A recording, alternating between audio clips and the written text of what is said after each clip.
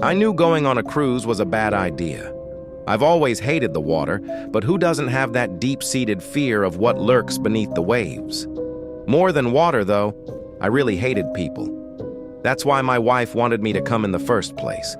She told me it would help me relax and break me out of my shell. She's dead now, but hey, at least she tried. Ironically enough, it was her need to mingle on deck that got her killed. I should have been with her. I should have never let her leave my side. But how was I supposed to know this would happen? How was I supposed to know that the last words to my wife were going to be lies? I have a headache. The waves are making me queasy. I think I'm going to stay back and rest for a while. Anything to get her out of my hair so that I could avoid socialization. But what difference did it make?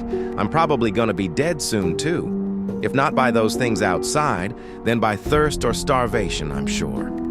I don't think anyone's coming to save us. Everything just happened so suddenly. One minute I'm napping, the next minute I'm jolted awake by the ship coming to a complete stop out in the middle of nowhere.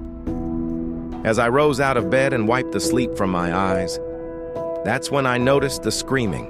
One blood-curdling scream that eventually built into a cascade of ravenous outcries. It was enough to keep me glued to the floor in my room. I tried to swallow my fears, and as soon as my hand touched the door handle, the knocking began.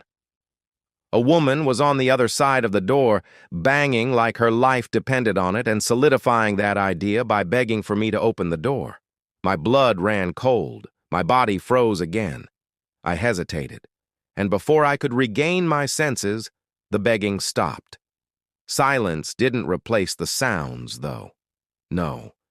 The sounds of begging and knocking were replaced by what sounded like that poor lady getting tackled.